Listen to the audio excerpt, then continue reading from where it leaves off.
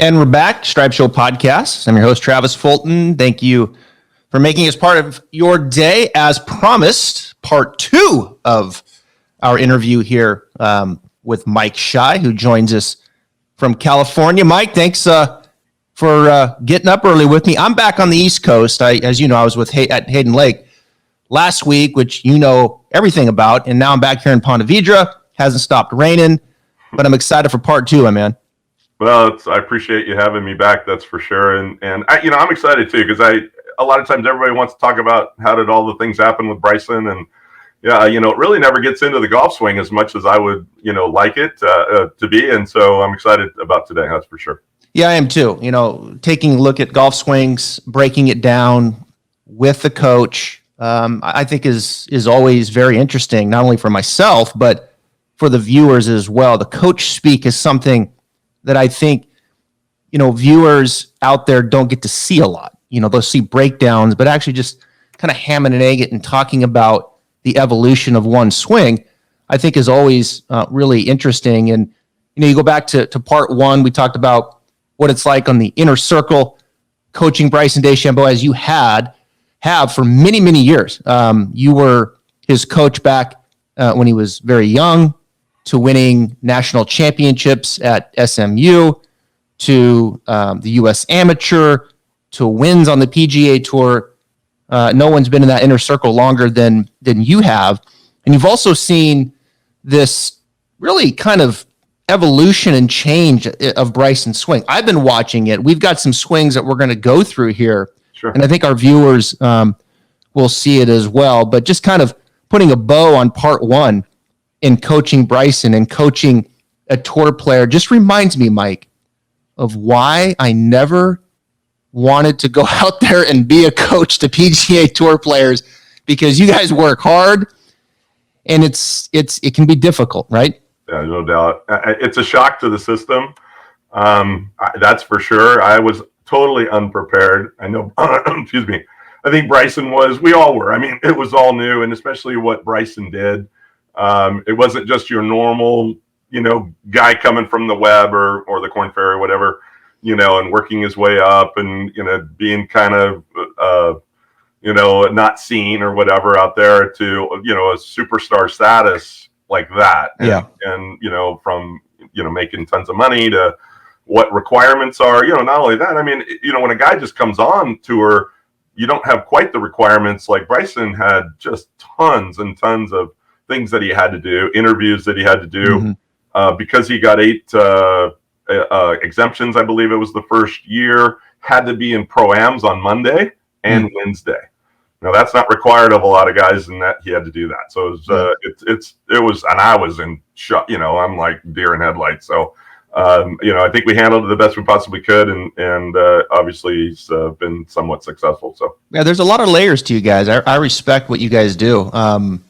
I just didn't really feel like I was completely wired for it. Had other interests, other skill sets that I wanted to pursue. But I tell people all the time, like, look, I know most all these coaches out there, these guys work their tails off, man. I mean, they are up in the morning. They're late, texts, phone calls. It really never ends. The ups and downs.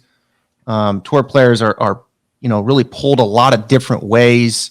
They're admittedly, most of them can be damn near psychotic. I mean, it's just, it's a tough one. It really is, but I have a lot of respect for it. And I think it's interesting to talk about it as we did in part 1. If you hadn't listened to that yet, you need to go to take a look at part 1 last Tuesday with Mike Schy, talking about the inner circle of working with Bryson DeChambeau. Now, this episode, part 2, is going to be more technique based, the evolution of Bryson's swing. Again, no one has been in the inner circle longer than you have and has seen this transpire. And as we start putting these swings up, you will see the differences in Bryson's swing. And I want to start, Mike, with 2017. And I know you go back even before that. Sure. But as we look at Bryson's swing here in 2017, what were some of the key principles that you guys had worked on, say, college, USAM, into the early pro days, that were kind of the staples of Bryson's swing? Well, and again, going back, let's say to 2012 or 11, when I've always been taught the golfing machine. I'm not an authorized instructor with a golfing machine, but I literally have been teaching, out of the golfing machine for 40 years. And so when I gave him the golfing machine, the book, I knew for him it was really important to start defining the motion, not just, haphazard, look at video, try to have our own kind of lingo. We needed a specific lingo. And so the golfing machine was really key to that. So giving him that, letting him read that, he's a voracious, reader and studier, especially things that he's passionate about, physics being one. Now then the golf swing, the golfing machine it resonated with him extremely well. So that being said, it's like, okay, well, the golfing machine's quite simple in my mind, that we pick, let's say 24 components. There's 144 variations to those components. And in the back of the book, it actually gives you two models, a swinging version and a hitting version. And Bryson noticed when he was going through and, he would actually, there was a blank slate and he started writing everything down. And one of the big things that he saw, and let me go back just from let's say his golf clubs and lie angle. When we, let's say at age 14, 15, his lie angles on his clubs were like 5 degrees flat. Now think about that for a second. Wow. So let's say a 7-iron was 58 degrees, right? Maybe even less than that at the time. And then he went to a 7-iron, let's say today it's 67, right? That's 10 degrees difference, quite a bit. And it's been as much as 60 or as much as 72. So, but what Bryson did when he looked, again, Bryson doesn't necessarily want to complicate things. He wants to simplify things. And so he saw something that said zero shift. And so when he looked at my swing, I always liked my golf swing, and he goes, well, you're a triple shifter, and I said, well, obviously you don't want to be that. So, but again, he said, I really, we've always thought of impact and address should mirror one another. I've always kind of thought, why does there have to be, and I understand why there is deviation from address, to impact, seeing the hands higher versus lower, how the secondary lever system works. But I always felt like, man, common sense would be, how about we just return it where we started? And so I would always talk about that with Bryson. And then when he saw zero shift and that Homer Kelly actually wrote it into the model that he would prefer, it was like Bryson just lights went off. And so hands went immediately higher. We talked about, there's different terms for that, zero shift. It's not one plane, by the way. Although in the end, it was that. But when he saw that term zero shift, that he didn't have to deviate multiple planes, let's say, it was like, man, this would be so much easier. And he started kind of thinking about that. Obviously, the one length clubs came into existence right about that time as well. We realized that doing what we were trying to do with a variable set of clubs was going to be very difficult. So the one length, again, was like, okay, this is a must for what I'm trying to do. And again, super easy question to ask, very difficult question to answer. I mean, I grew up when, I saw Tommy Armour, the company be obliterated when they tried to do one length golf clubs, right? Mm-hmm. And so anyway, that was another journey that we, you can find lots of information about that.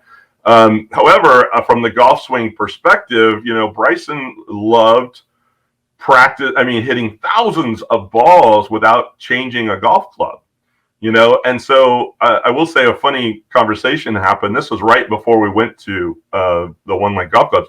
And he goes, do you think my posture and swing changes from club to club? And I went, overall, I would say we would hope it wouldn't, but it, probably does. I probably fought him on the other side that there's not a lot of change. Just, your hands are going to maybe be a little different and so on. So he was pissed. He literally went, I'm going to go video every one of my golf swings. I'm going to show you I have 13 different golf swings, right? And so he did, went and videoed every one of them, came back and he made me look at every one of them. We went to all the nuances of the difference between the wedge and the 9-iron, the wet, 9-iron and the 5-iron and the driver and so on. He said, this is too hard, right? And so once the one lane club came into existence, it made his life so easy to literally hit 1,000 balls in one session and really feel like I don't need to go hit a 9-iron or a 5-iron. It's all the same. And so it made his quest so much easier in understanding what he needed to do, how he could contact, the ball, how he could evaluate his golf swing, and then how his baseline would translate from club to club so easily. So a lot to unpack there. I'm actually a big golfing machine guy too, and was kind of in a fortunate situation to work with, share an office with Chuck Evans for many, many years. Spent time with Lynn Blake and Homer Kelly, a Seattle guy, and it was a fascinating book to get into. And you talk about this no shift, and you look at Bryson and for our viewers, like his shaft very upright, and his lead wrist, is very almost a little unhinged, perhaps call it this way. It doesn't have a lot of angle this way. Right. But So that dissipated quite a bit when he went to the bigger grip as well. So, again, trying to gain face control was really important. And he was having some wrist issues because he had a really hardcore throw. And so when we threw the Jumbo Max grips on all of a sudden, and then again, he wanted to hold it more in his lifeline. You can't do that when you have a small grip. And so I put the medium on. Of course, we immediately went to XL of the Jumbo Max, and that just made it so easy for him to, get rid of that super ulnar, position to where it would look more level. And so, it wouldn't, it wouldn't hurt him. That's for sure. I mean, it immediately goes, I don't hurt anymore. I feel like I can control the face extremely well. And he never looked back. Yeah. So there's level, right? Almost like I'm going to shoot a gun. Yeah. Horizontal, and then down. Yep. Right. And then up. So Bryson is more here. And then when you do that, now the right form can soften, and that form gets more on the same plane as the shaft. Right. And that's where you start taking out that, if I start down, now it's got to raise, you start changing that. And that's where Bryson is very different. Carl Pedersen was like that, a player. And then Mo Norman, of course, up in Canada had that. He would really be up here and get that right form underneath. Right. And Bryson, idolized Mo. He watched hours of Mo, and we went down that road a bit, and it wasn't working. He was suffering some back problems and so on. And so Mo obviously was much more in his lateral movements, no rotations. We went completely the opposite and became all about how his body rotated. And which leads me to, I'm a big body track. I love, body track and shifting and how the center of mass moves and all that. But Bryson totally disproved what everybody was saying, which is you had to have a right to left shift.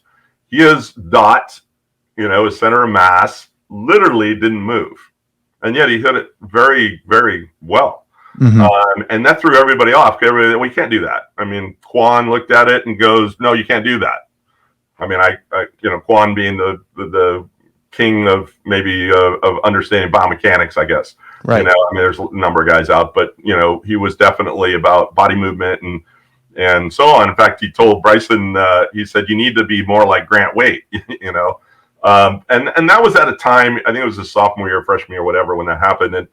And Bryson thought he had to change. And so that was a rough couple of weeks until it was like, Bryson, I would prefer guys like that would look at you as a sample, as a study, because you are doing things that are different that people are saying shouldn't work. And yet you're one of the best college players in golf. So in college, and one of the best amateurs. And you can hit it on a rope, literally. I mean, straighter than anybody I've ever seen. And at that time, that's what he was really trying to do. I want to hit it dead straight. I want to be known as the straightest guy ever in golf, And so, and so on. And so it was really good. It made him, again, I always say this about players, own what you do. And that was a test for Bryson, that he had to really understand that I'm either owning this or I got to change. and he owned it. He decided, I am owning this 100%. And then there was nothing stopping him at that point. You look at his stats, like 2015, or let's see, 2017. In 2017, he hit it 300. Let's see, 306 yards. Yeah, it wasn't short. No, I don't. I find it difficult. Even doing what he's doing now, and we'll certainly get in that. But it was never short by any means. And if he wanted to beef it up, he could. He had a crank ball. He wanted to hit it 30 yards farther, he could. He didn't have the body mass to stabilize that more often. He was 165. Off the tee, he was 35th. Wasn't a big guy. His approach really, in 18 was, in 17 it was 114th. In 18 he was 12th. So a big improvement. In 2018, his stats really very clean across the board, and particularly around the green, which I want to talk to you about, and just some of the things that he does there around the green. Right. But as we kind of, move the needle forward here a little bit from this swing on 17, and now you look at the one in 2019, which again, some good stats here, strokes off the tee 24th, approach 54th. I felt Bryson was a better wedge player probably through this stretch as well than what we're seeing now. Yeah, for sure. And where he is at the bottom in the approach wedge game. Right. If we go back a little bit, some key things that happened that were really, to me, important for him and his discovery, and certainly, working with Greg Roscoff at MAT, started understanding end ranges, which means, if I twist, that's an end range, I can't go anymore. So basically, we went to the triangle assembly. He was so excited because we really never talked enough about the triangle assembly and how, everything is put together. It's so fast, so haphazard. And we talk about, the grip has changed a little bit, and we do that with our students and so on. So one of the things that happened right around the beginning, I think it was 2018, that he discovered through his workouts and understanding how he needed to strengthen his end ranges, they realized that, man, I can incorporate that into my triangle assembly, or how I, grab a hold of the club and hold on the club in my setup. So the one thing that I have always kind of felt in the setup is about, obviously we talk about balance for sure. It is more in the idea of structure and stability. And so Bryson and his mind, man, if he doesn't feel stable, he's like, off the rails. Why aren't I stable? What's breaking down? That's creating this imbalance in my motion there, where I'm not stable and have no, I'm not stable at all. What structurally has broken down? So that happened in, like I said, 2018 at the end and the year. And he was so excited that he could set up and range and feel really, really stable and feel like he has structure. Now, some people look at that and go, he looks really rigid. Well, for him, that's how he, in a sense, relaxes. The more stable and structurally sound he feels or is, the better or more confident he is about executing a motion. So that's in the end, too. That's why you're going to see the club get a little more crossed as well. There were some, And this is in 19 now. We're starting to see the club. Yeah, yes. As we put the swing up, like 2019, we're starting to see the club get a little bit more vertical and kind of point a little more to the right here. Right. He would literally go, hey, I want my hand to be here. He would go like this. I go, well, how are you going to hit the ball from there? Right. And I get it. It was a feel, but he was trying to feel, he was really trying to sense lockdown. And again, that was that journey of discovery. How far can I take that? Which again, I appreciate that so much. I mean, the thing about Bryson, he's never been afraid to go down roads, less traveled. And so, and to test things and try things and, in the heat, he'll and put it in the heat of battle immediately. And so, you have to appreciate that as a very gifted player that he is. So this across, just so I'm understanding, is he's just trying to not feel anything there in the right wrist? He's just trying to feel like almost, like he's folded, he's turning and his right elbow folds, but nothing really changes in his wrist. I think he went from where it was everything was I want my hands in the shaft, on plane. We all saw the one plane motion, to understanding the center of mass and how the center of mass was working relative to the hand path. And so that's why you'll see the drop underneath. Mm-hmm. He went from more of a straight, I want to hit it straight, want to hit it straight, want to hit it straight, and that's another part of the journey as well. To he was very comfortable hitting a draw. He still obviously is. He wants to hit a draw, and so that became much more comfortable with him. And I always told people, I said, if you actually just shift the angle of the camera, he's still pretty much on quote a one plane. So if you aimed 5 degrees to the right, the camera angle, you'll see the club and hands are going pretty much on that plane. You aim down line, it's inside and crossed, right? A little bit. And so, again, in the end, I don't care as long as you feel comfortable and confident, you can execute, right? Again, but he went to a pretty big drawer of the ball from where he was when he first got out to trying to be super, super straight, because that was his motivation. So would you say then, when you look at 2015, which like the club is definitely at the top, let's just call it parallel, right? It's not across the line. To 2019, it starts to get a little bit more across the line. It was kind of through the education of understanding the center of the mass of the club, where he wanted to see the club then kind of fall behind him more in transition versus. Right, a little bit, but a lot of it was due to closure, right? And so, closure rate of the face. Yeah, the closure rate of the face. Okay. And so, I would say that was early on. We were hearing that all the time out there on the range. Closure rate, how fast it is. I would say going into the second year on tour, literally we were in my place on my circle, and I go, well, since you want to zero out closure, do you want to do what Dustin does and get the club face perpendicular to the plane? There's no closure there. It's a fact that Dustin probably has the least amount of closure as anybody on tour. And I'm not going there, I'm not going there kind of thing. And so that was a, interesting little journey. But again, it was minimizing. It came into that. I want to minimize that rate. It was very, it's a difficult thing to measure, by the way, on a daily basis. I would say that would almost be impossible to measure that, and again, and in the end, he didn't want to go to a fade. So it was much more of a hold off draw, in the end.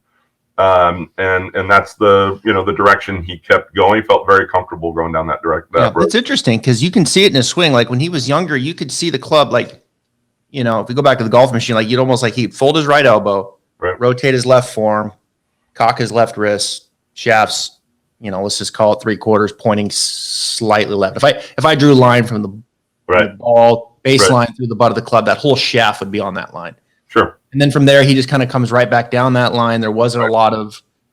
And don't get me wrong. He worked so hard to keep the hands and the club on plane. I could do videos of him, or we do a video, and it'd be off just a little somewhere, and it's like, no, that can't be. That's not right. Let's fix that. Literally, a lot of times, because of what we would do, we would set up a little station before every round. Like I'd have his V1 camera.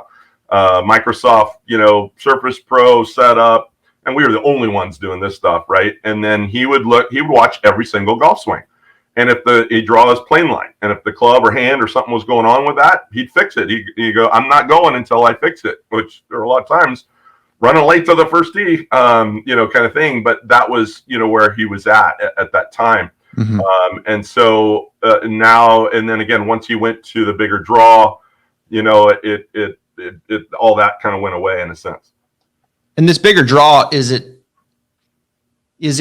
kind of a combination of kind of understanding that COM and how we want it to kind of fall behind us more, which he was getting as we start seeing the shaft get a little bit more vertical. And now as we get to 2021, he lengthens it out. It's pointing a little more to the right.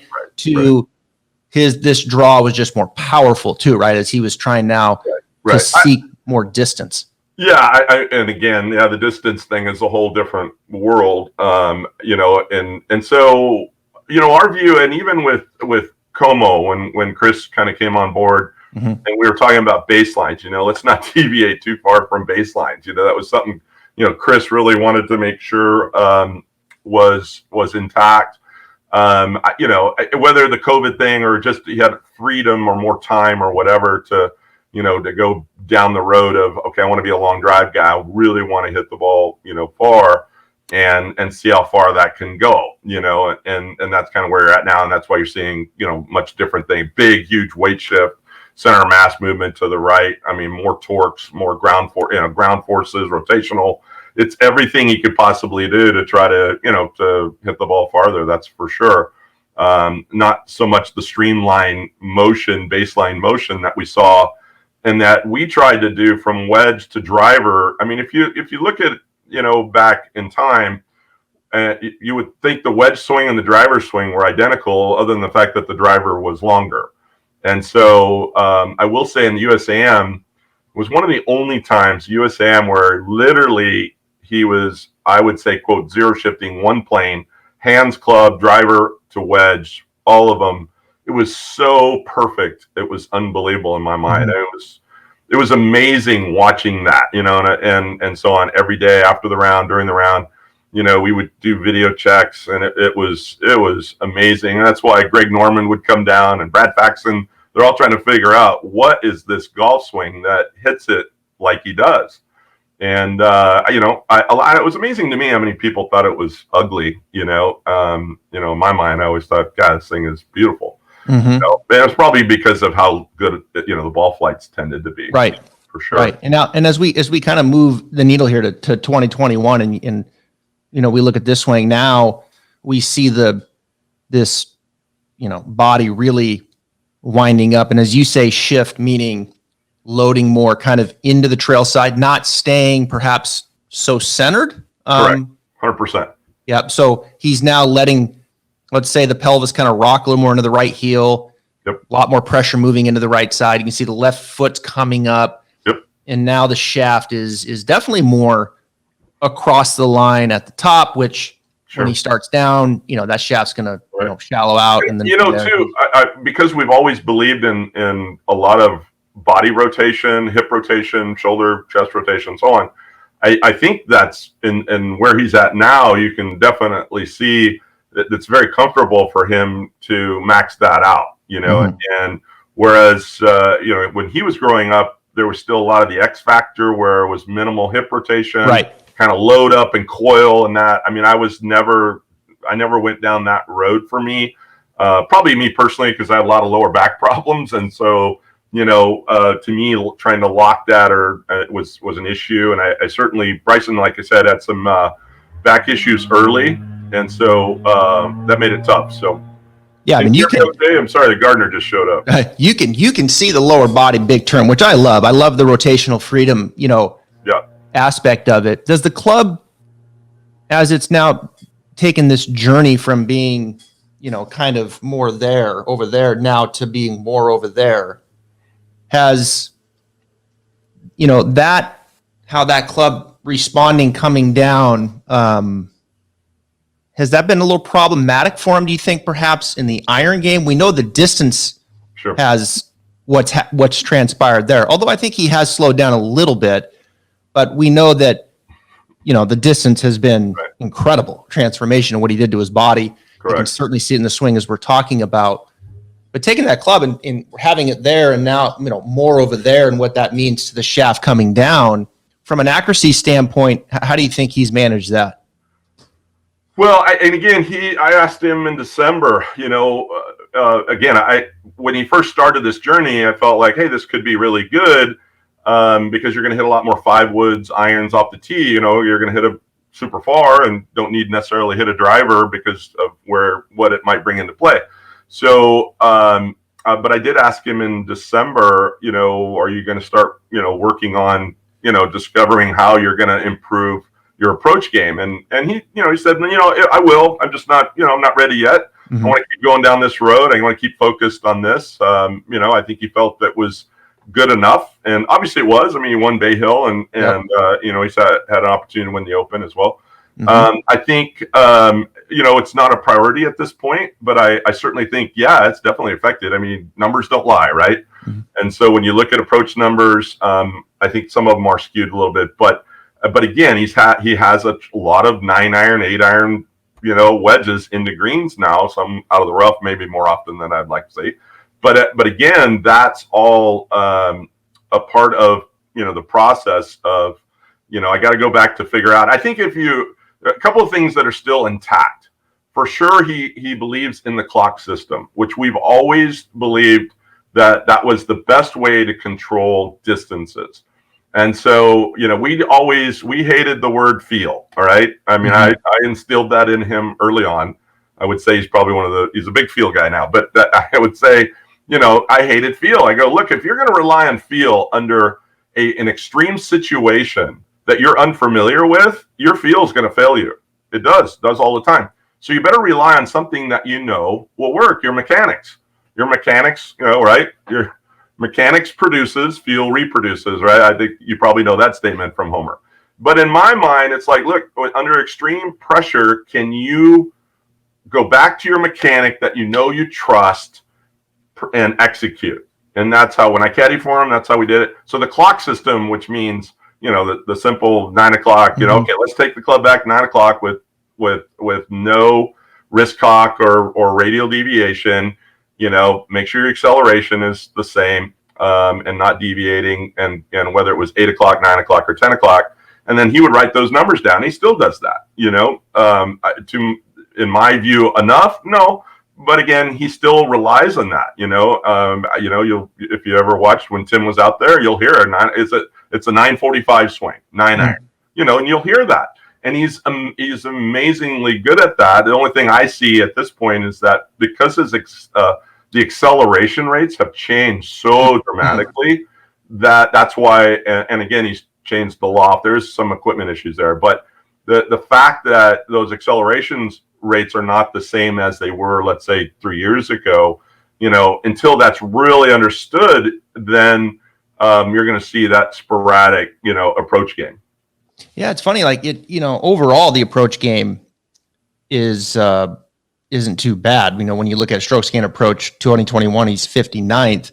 But it's the wedge game where you really see the opportunities. Approach from 75 to 100. He's 203rd, 50 to 125. He's 190. I mean, he's at the bottom with these wedge shots, and that's kind of what I thought. Like when I watch it, like for me, like I'm in on all this. Like the shaft and the shallowing and what he's doing. And I totally get that, but it's just the touch and maybe the acceleration and not dialing in how hard he's hitting it, the proximity to the hole, right? Like that. Right. And to me, like when I see that, and even just from a tour player in general, I can remember asking Dustin's longtime coach, Alan Terrell, I said, I always know when Dustin's about ready to go, when he's about ready to take off, because his strokes gained approach in wedge play starts to tighten up. And that tells me Dustin's practicing. And I was like, am I right or wrong? He's like, no, you're right. Look, you still got to practice, right? Yeah. I mean, like I said, I watched at the Open, I watched Bryson hit drivers for 3 woods as hard as he could for 2 hours, and Dustin's next to him hitting wedges. And so, granted, Bryson had a good U.S. Open. Other than the last 9. But I think, again, it takes a lot of work and practice. And, again, I would love to see it more and really improve. I believe it's low-hanging fruit. I don't believe it's way up in the tree somewhere. But again, it's what he wants. Look, it's ultimately his choice. And fortunately, he's still a great putter. And so, again, that's another aspect. His work in putting, second to none as far as I'm concerned. He worked hard becoming a great putter, and I admire that probably more than anything, because he grew up thinking he was a horrible putter. He grew up hearing that in his head. I think he heard it from his family from time to time, that you're a bad putter, and I'm thinking, no, he's not. No, he's a brilliant putter. A lot of greens. That's all. When you hit a lot of greens, you're going to look like you're not a good putter, And so I think that's really the issue. So I'd like to see it more. Yeah, but not going to happen yet. Do you think it's just two parts to this? One, do you think it's just practice? And then you said there might be a couple tweaks with the equipment, but how much of it is just maintaining the training and the speed and the time that's taking? That's now taking away from, let's go out, let's hit wedges, let's dial in, just like Dustin did. It's almost like Dustin's like, enough's enough. Like, sure, see a TrackMan. Only number I want to see on my iPad is the carry distance. That's it. Right. And here it comes. Here's 80. Here's 100. Here's 120. Here's 140. Here's what I do when I fill in the gaps, and over and over and over. And then you go out there and you start quantifying it. And all of a sudden you're like, this game can get pretty damn easy for guys like Bryson and Dustin who hit it 325 off the tee, wedge in their hand. I mean, it's like frustrating. I watch him at US Open. I'm like, man, like 90 yards and he barely hit the green. Like, what's happening here? I mean, man, it's you have to go like this, and it's again, it's surprising or not surprising. One of the best players in the world, and you see an easy shot, and you're going, how did that happen? And it happens obviously, but it's like, okay, it happened again.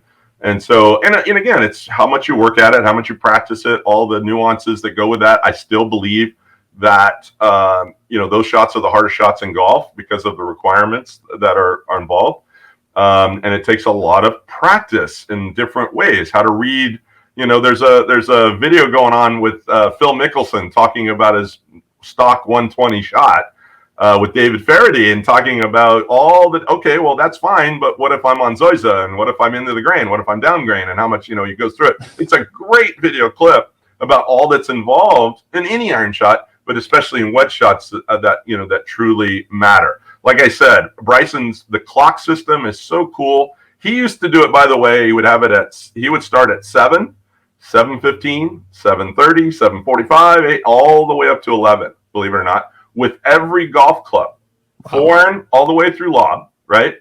And he would have a Rolodex on his bag. How cool is that? He'd look at a shot and he goes, I think that's my 6-iron 930 shot.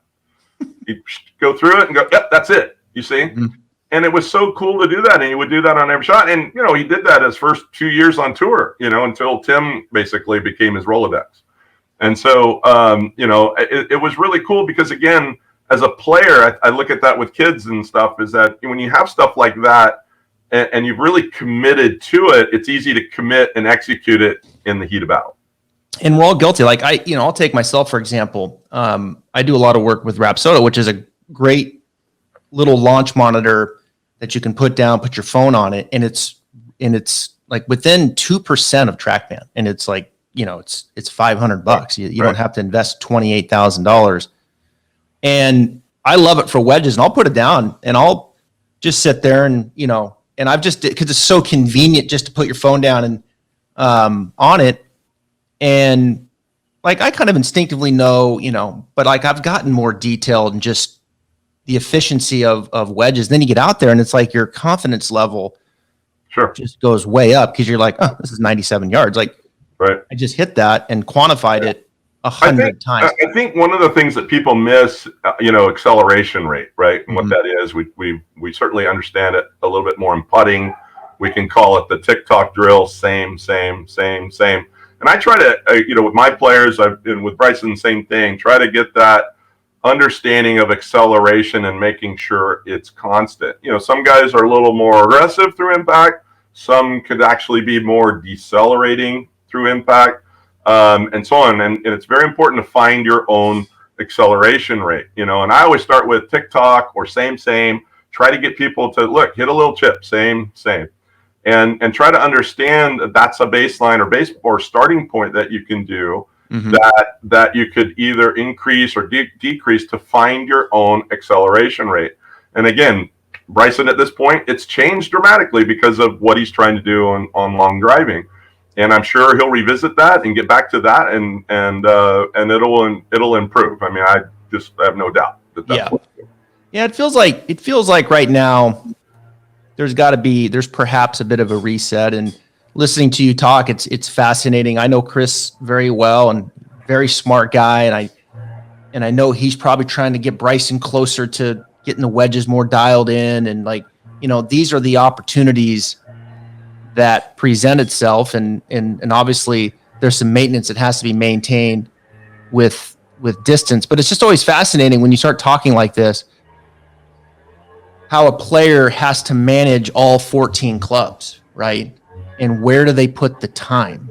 And where do they see the need versus perhaps maybe what the coach is saying? Because what I tell people a lot is like the player pushes back, even though the coach is saying, look, let's go over here and maybe they're like, no, I want to be over here right now. And I'm going to be doing this. So it's an interesting dynamic, and to talk through it, and the purpose of going through this podcast with you is just to get, and really any coach is to provide some insight. Some coaches don't like to provide really anything, and they don't really give you anything to listen to. Others will give you, some feedback, and here's kind of what we work on and how we work on it. And I think I just don't believe that players, I see it, whether it's on going down to the local driving range or seeing it at my range at my place, all I ever see is drivers and 5-irons and 6-irons all day long. Yeah. I had one of my instructors that works with me, he's trying to get our students to work on their wedging more, and the guy looks at him and students will go, nah, I need to really work on my 5-iron more. It's like, we have a little sign in my tent that says you can't fix stupid, And I know it's offensive to people, but you know what? It frustrates me. I remember hearing a quote from Hogan that said he hit 1,000 wedges before breakfast, and so I often tried to find that quote. It's because it has been a mantra for me, since my second or third year in college. And so, and I'm a big guy. I hit it far. I can hit it a long ways. Not so much, because I'm old now. But again, I was always known to hit it far. But again, you cannot work hard enough on your scoring clubs, wedging. It's more than chipping. I will tell people, I'm a big believer, if you want to improve your short game, become a better ball striker. Because if you're a tour player, you're up and down, the best in the world are about 50%.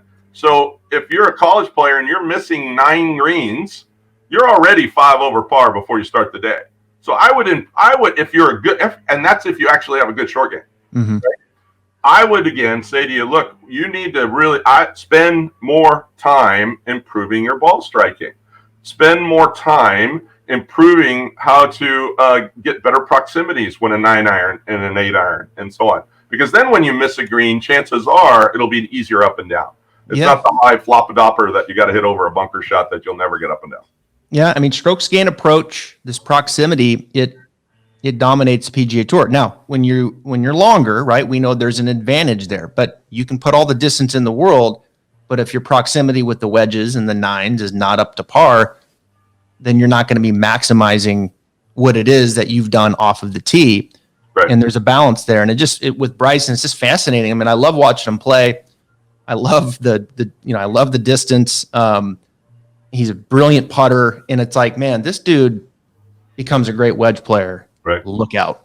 Right? And I still, and I look at, again, I never hit it short in my life. And so, but I certainly teach and work with kids that, in their wildest dream will never hit it that far, but that can become very, very good players. Yeah. If they learn how to understand what their strengths are and how to improve those things. I've had, and I know you have too, I've had girls that there's no way they're ever going to hit it 220, right? Mm-hmm. Became very good college players. Why?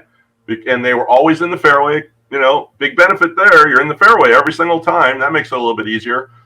Now, when you do have your wedges or 9-irons, you have to become better because you don't have that many of them, right? And so every single time, all of a sudden now I'm watching a kid, be able to shoot 6-7 under, who again can't hit it out of their quote shadow. And yet, because they become so much better at those scoring clubs that they do have opportunities on, it's amazing how they still can compete. And I still believe that. I know the game is, become crank-a-dank a little bit, but I don't see it quite as much on the LPGA yet, but hopefully we'll see. I don't necessarily want to see equipment limited or anything like that, but potentially how facilities or golf clubs or the golf courses set up brings back more strategy in the game. Man, I would love to see that. Yeah. Well, I think definitely more strategy, but proximity is big. Stroke gain approach. You've got to win there, and when you got that length, if you can win the wedges too, and you're a great putter like he is, like, man, you can just start crushing people. And again, it starts like you said. Maybe Dustin is more of a, hey, I need that carry distance and whatever. Yeah. Look, Dustin's a smart guy. There's no doubt about it that he knows and understands lies and moisture on the ball or wind characteristics and all that. But those are all things that as you become a better player or as a player that you need to consider is that look at the lie and how it is. Is it sitting down? Is it on a tight lie? What kind of grass is it? Is there a little water on it? All those kind of things matter in the end. We determined there was 11 or 12 of them, wind factor and how hard and firm the green was and all that kind of stuff that should be considered. And again, I think that's part of mechanics, learning a wedge swing or learning a scoring club swing or a baseline swing, obviously got to do it. That's why you've got an instructor. And you need to work hard on that, but there's more to it than that for sure. Mike, we could go forever, but this has been fun to kind of, just you look at these swings, they're different and how it's evolved. And, just, I think what's fascinating to me is just how the shaft, where it used to point to where it is now, closure rate, I think is interesting.